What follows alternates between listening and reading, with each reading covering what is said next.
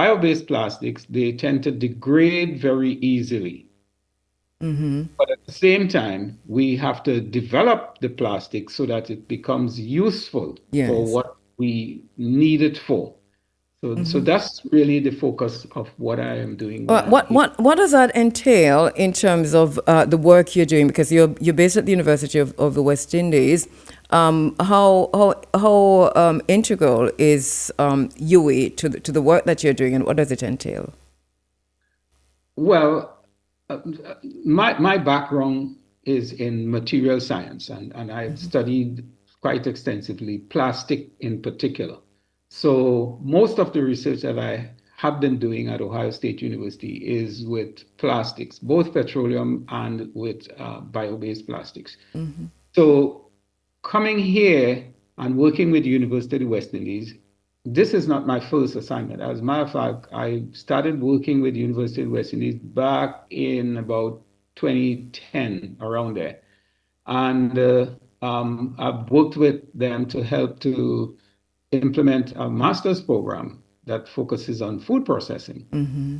The, every year I come and I teach the food packaging course, and Yes. I will do it again this year while I'm here. So this is a long-term relationship that I have with the University of West Indies as it relates to food production and food processing and packaging in Jamaica. In terms of the sargassum itself, are you across Jamaica or you're focused in a particular area? Currently, the sargassum that I have currently in the lab that we are working with, we got it from the Hillshire area. But pretty much, this is the first set of testing we are doing. I want to believe that maybe down the road we would look to see if the sargassum that comes from a different part of the country might be slightly different in terms of the the behavior of the the seaweed and the material that we make from it. And now one of the things that we are doing right now with the seaweed that we have, we've separated them into species because sargassum is not just one species. It Oh, has the ones that come to Jamaica, we have about three or four main species, but I'm looking at two species. What I'm looking at is one species a better choice to make plastic as compared to another species? Would the yield be higher? Because I'm not just making a prototype of the plastic, which I have already, because since I've been here since October, we yes. have already made a prototype. So we have the plastic. We know that it could be done. Oh, But what I am focusing on and what I would like to see is that it could become commercialized. Because then my take is what's the point of doing research and the research winds up on the shelf? There must be this, okay, so let's look at the percentage yield. How much sargassum do we need to produce plastic? How can we improve that yield?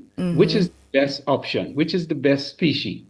These are yes. the kinds of things that I hope to look at least even at this initial stage of the research I'm doing here. And in terms of what you found already, and especially how much do you need, do you have an idea? Are you able to say or guesstimate? I know it's serious scientific research, but what are you seeing? Well, right now we are still in the early stages. So since I came, what I've done is we took sargassum, just go to the beach, collect it, and then use it. First of all, we wanted to see is could we make the film? And we've done that. Yes. The next step that we are looking at is in the process of making the film, can we also remove the heavy metals? Because if we make the plastic and the plastic has the heavy metals in it, then that limits the application. Because since this is a bio-based plastic, one of the things that I'm looking at is can we use it for edible packaging? And that's plastics that we can eat. I know Yeah, no, I have to take a break and come back to that one. Let me do a quick break and come for. G, you know say Mikey no come? Hold on. No, sir. That sound like consumption. What that? Tuberculosis, aka TB. Now all time something like that. After nobody not get that again. So you think TB still the bout? If you have a cough for more than 2 weeks with fever, night sweats, and weight loss, go to your doctor or health center and get tested now. Let's be vigilant and stop the spread of TB infections. A message from the Ministry of Health and Wellness. When the system confuses the people, knowledge becomes resistance. Order. Now my court is in session. Will you please stand? Join Muta Baruka inside the People's Court, 4 p.m. to 4:30 p.m. every Thursday as he reasons with the lawyer. We ask, we reason, we overstand. Call us with your questions for the lawyer at 876-974-5051, 876-618-0352, or WhatsApp 876-838-2405 to get free legal advice. This is not judgment. This is the People's Court. This Thursday, 4 p.m. right yaso on IRA FM. No, take them away.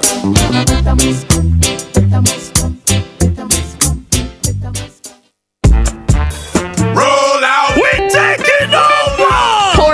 Portmore, the IRFM Plaza and Supermarket rollouts will be coming your way for the first time in 2026. The parking lot of June Supermarket Wholesale, 68 Newlands, Portmore, will take the spotlight on Saturday, March 21, as IRFM rolls out for a grand pre-Easter celebration.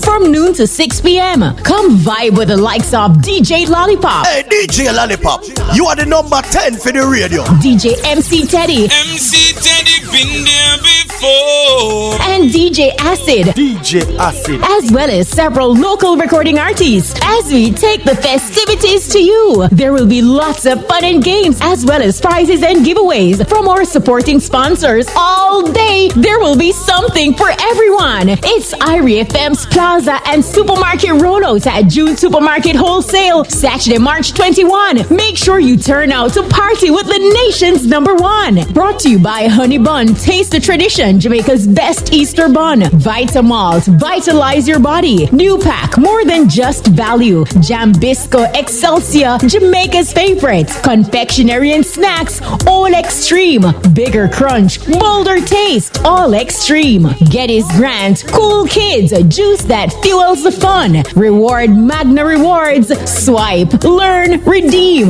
Panadol Rapid, 5 times faster than other paracetamol brands. And June Supermarket Wholesale Limited, variety, service, value. 68 Newlands, Portmore. Telephone 876-998-1105. Some me roll. Blaze them up, IRFM. All right, we're back with you inside of the Africa Forum. It's Running Africa, and Professor Melvin Pascall is in the house with us. We're talking about sargassum and the possible uses of what appears to be a toxic thing because it smelled bad and it looked like it damaging the coastline. And we are scratching our heads as to how in heaven's name do we deal with this? Well, here comes Professor Pascall. Plastic, biofuel, that's a question that's also on the table, even though this is not what you're working on right now, Professor Pascall. But plastic and even edible plastic from sargassum. Yes, certainly, edible plastic. Well, with packaging, with food packaging, there is a psychology, a deep psychology associated with packaging and food packaging. Yes. And it works well when we are not conscious of it. And the packaging industry is well aware of this. When you buy a product, you don't buy the product because you want the package. You buy the product because you want the food. True. But in most cases, not all cases, but in most cases, the package costs more money than the food that you want. That's true. And when you are finished, after you consume the food, what do you do with the package? Right. You throw it away. Yes. You're throwing away something of more value than what you consume. But we are not conscious of it. We don't think that way. Right. Well, it's designed like that. And the package is designed to draw you to the food. Yes. The colors, the shape of the package, the size of the package.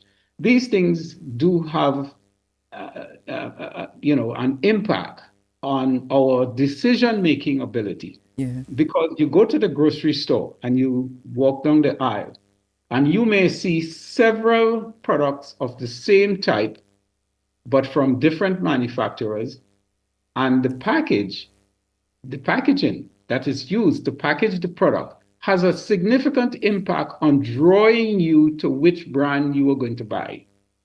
Yes. Many times we are not conscious of it. Yes, it does matter. Graphics, the color, these things do matter. So the issue of edible packaging, it sounds gross that, what, am I eating plastic? Well, this is what I was going to come to, because if it is plastic, then how do you, at what point, where do you draw the line? Because plastic would be harmful to the body, isn't it? I mean, to ingest. So how can you say edible plastic? Isn't that in itself a misnomer? Well, not all plastics are toxic. For example, let me show you a plastic that many people consume, and maybe you may have consumed it this morning. What about a capsule? What? A capsule. Oh, a capsule. Medication, or with pharmaceuticals, or with supplements. Yes. This morning I had cod liver oil capsules. Right, and I had D3. I had D3. That's a plastic. I had my D3. Yes. And with magnesium. One example. Right. But you see, this is what I'm saying. We don't think about these things this way. You see, look at a can, a food can. You know how much technology is involved in a food can? But we don't think about it. We simply just buy it, open the thing, and drink the stuff, and when we throw it out, and we go on our way. We don't want you to focus on the technology involved. That's why we charge you so much money for the package. So you buy a bottle of water or soda, for example, and you pay, how much? Here in Jamaica, you may pay about $150 for a soft drink. Well, I'm ashamed I don't know. well, okay, let's assume it's that price. Yeah. The actual drink itself, which is what you are interested in, may cost about $25. And you are spending $125 for the package, which is the bottle or the can, plus the label, plus the cap. All of these things are part of the package. Yes. And it costs money, so that manufacturers have to take these prices and factor these things into the cost of the product, which is what you pay as consumers. Yes. Without giving away too much, what would edible plastic, how would that work in packaging?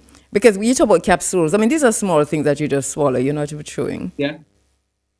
Well, for example, let me show you an application of edible packaging that, again, you may not be conscious of. Take a Jamaica patty. On the inside, you have the filling, which is wet, moist. It has a high moisture content. Yes. And the crust is dry. Right.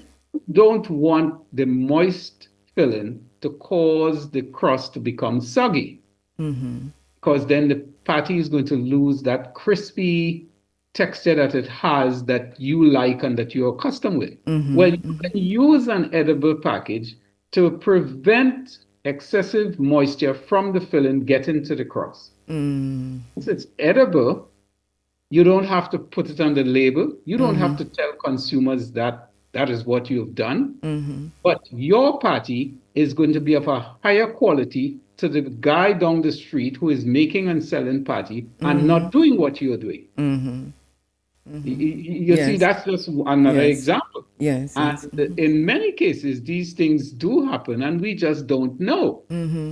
And if you look at food regulations, let's say it's something that's packaged and it has to be sold, then the food regulations say that you have to put it on the label, the ingredients. Well, since the plastic is biodegradable and it's made, let's say, from starch, then you don't have to put that on the label specifically because it's like starch, which is again part of the ingredient of the product itself. So you can hide a lot of this information from the public legally, and you don't have to give away your trade secrets because it could be used as trade secrets. And you said legally. What are the ethical considerations, if any? Well, if it's food. So, for example, if I put sugar or I put certain spices in my food to enhance the flavor of my food, there is nothing illegal in it because spices are approved additives for food, food safe additives. Yeah. You see, as long as it's used, not indiscriminately. Because if we talk about food regulations, there is something called good manufacturing practices. And that means that even if you're using an ingredient in the food that is approved, it has to be used with certain discretions. So nothing is wrong with my using a known ingredient in the food, but I've simply changed the nature of the ingredient. I use it to make up a film, and I use it in the food. Because in making films for edible packaging, I have used milk to make films. I've used cassava, mushrooms. I've even used cactus, which is from the aloe vera variety. These are something. I've used citrus, orange, apples.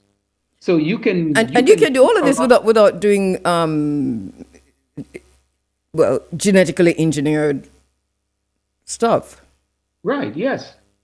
Because the ingredients that we use to make plastics are what we can use carbohydrates. And take cassava, for example, because I have made films from cassava. The starch in cassava, you can use that to make films. And it's food. Corn, for example, is used quite widely. And of all the edible films, making films from corn has been the most successful in making a plastic called polylactic acid. It behaves very much like the petroleum-based plastics. And I have been to the grocery store here in Jamaica and seen polylactic acid films being used in food packaging. And that's come from corn, or it could be made from sugarcane. Yes. So we have enough around us that grow naturally to do so much more than what we're doing. What we need is a bit of innovation. Yes. Why do you think that is so lacking? Well, we have to put money into it. Because if we want to do research with our natural products, and right now, for example, there is a student that I know at the University of the West Indies, and I'm on his committee, and he's using, I think you call it guinep in Jamaica. Yeah, Chinet. Again, it's called chenet in Trinidad. Yeah. And he's using it to make edible films. There are a lot of crops that we can use here. And these techniques are widely known, some of these techniques. It's not to say that we have to come up with something that is really outside of the box, because a lot of these research, for example, the research into making films from apples, well, it's the same technique that I have used to make the film from oranges, from citrus peel. So if we have an industry here in Jamaica that's making orange juice from oranges that are produced here in Jamaica, instead of throwing away the peel, we can use the peel to make films. plastic films. Now, what we will have to do is we will have to develop the industry to produce the plastic. And we would want to make sure that we have a steady supply of the raw material. So again, we have to tie in the production of the raw material with the processing, and then we scale it up to produce products that could supply the market and also export and prevent the importation of foreign products, and we become more self-sufficient. So we have to look at it that way down the road. It's an investment. Of course, we have so much waste, and you and I talked before, and I told you that one of the things I noticed in St. Elizabeth, for example, that they have a lot of black mangoes, and when it's mango season, you're driving over mango like asphalt, and in other places of Jamaica, it is apple.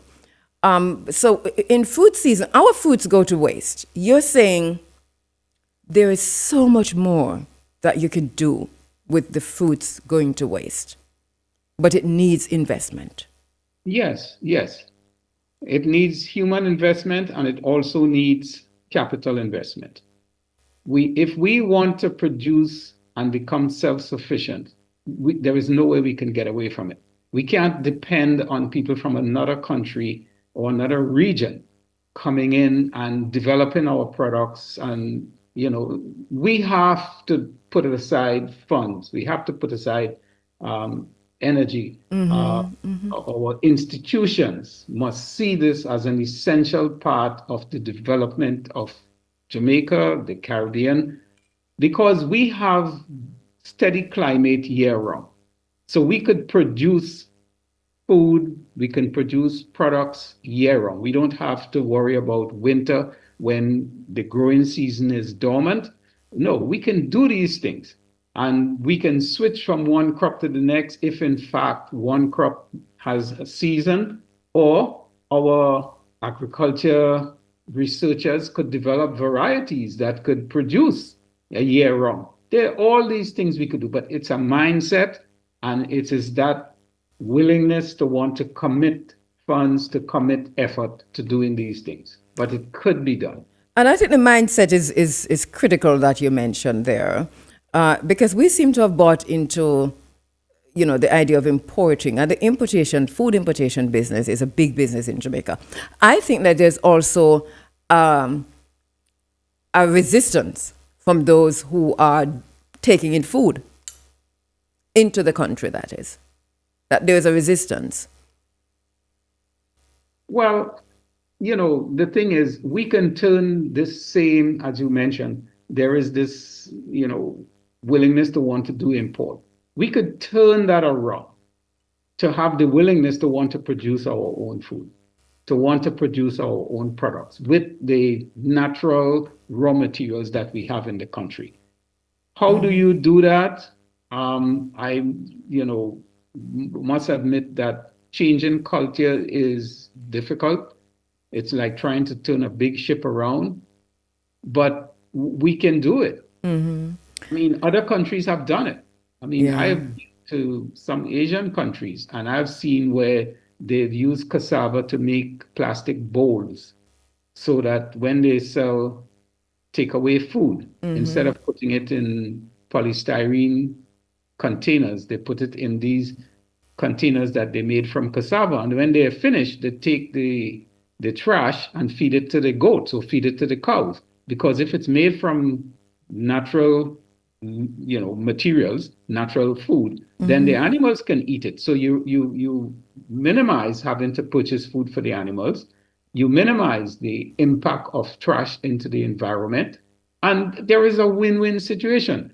But you have to want to develop these things yourself. You have to see to it that, listen, this is an investment for us for the future, that we could become more self-sufficient and less dependent on outside influences. And sargassum is an opportunity to do it in the case of biofuels, because as your listeners were talking a while ago, and they were talking about the importation of fuel in Cuba, for example. Well, because Cuba also has the problem of sargassum.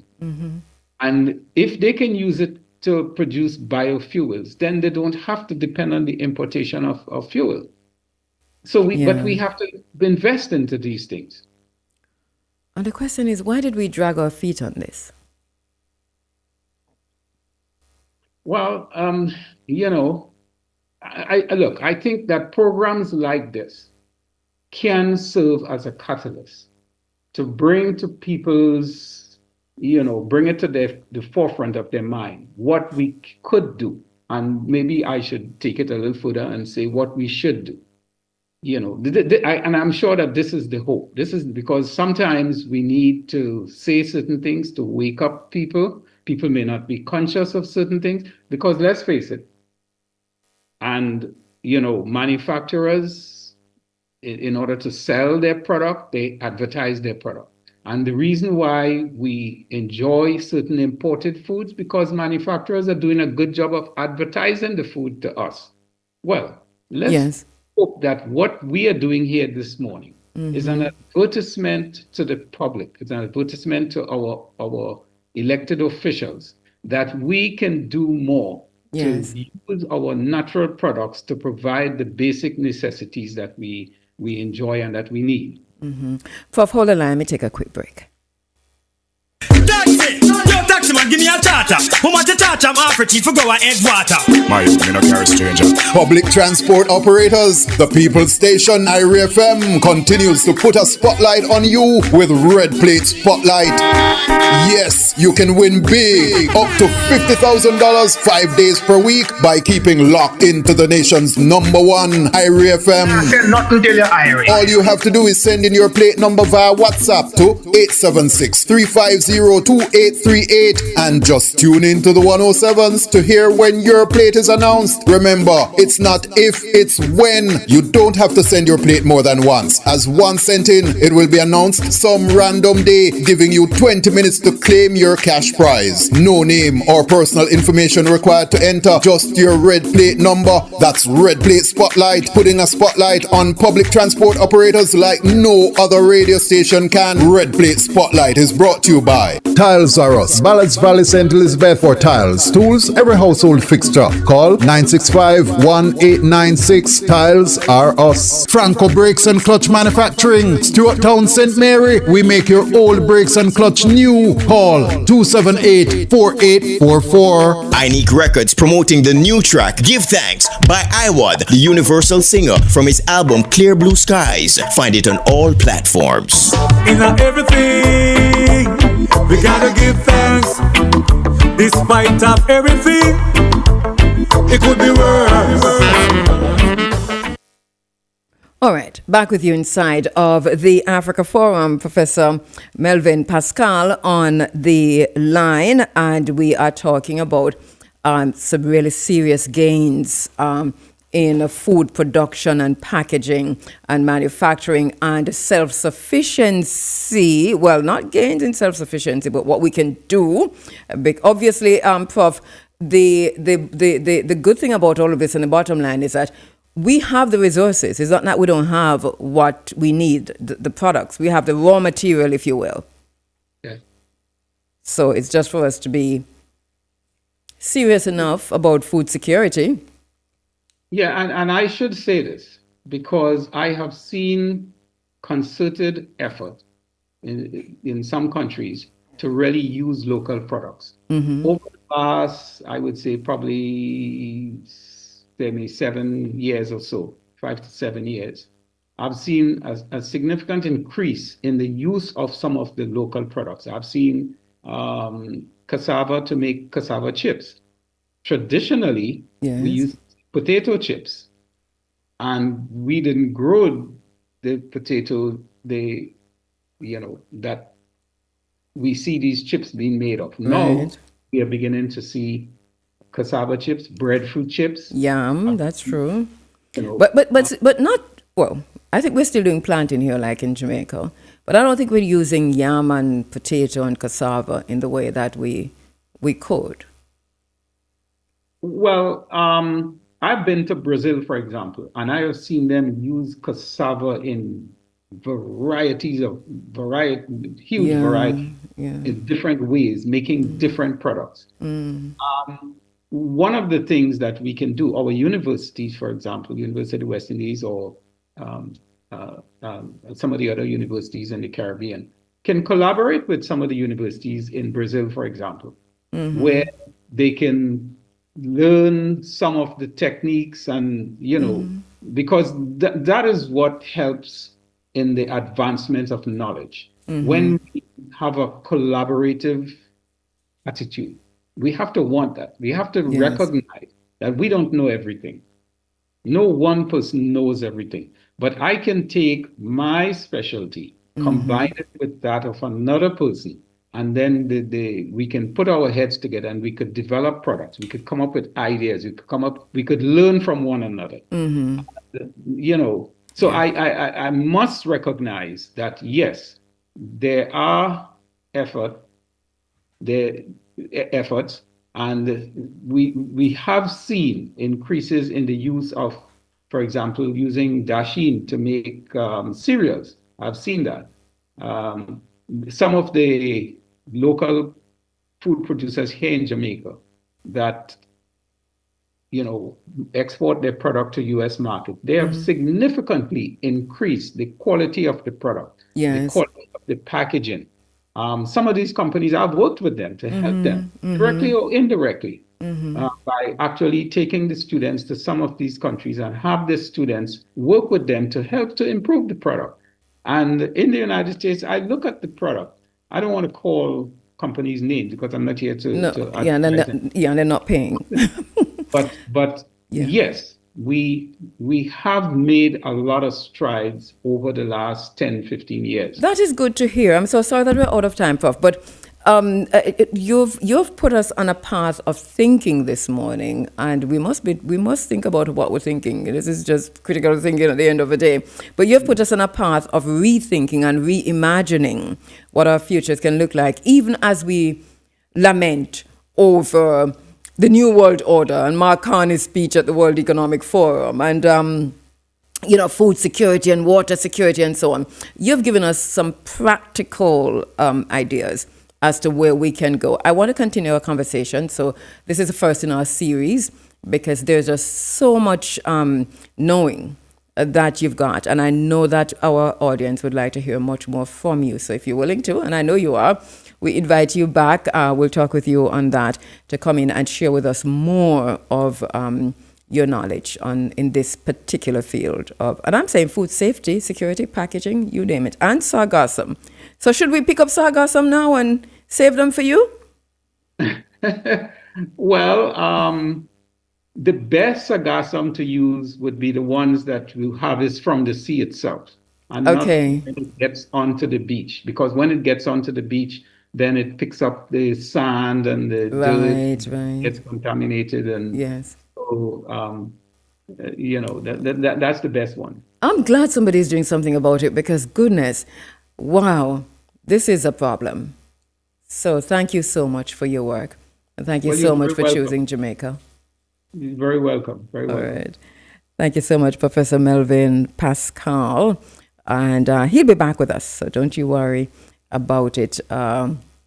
He's at the University of the West Indies, working in this field for a very, very long time. He has assisted Jamaica in so many different ways regarding food packaging and just teaching, training. He's been coming back and forth to Jamaica for many years.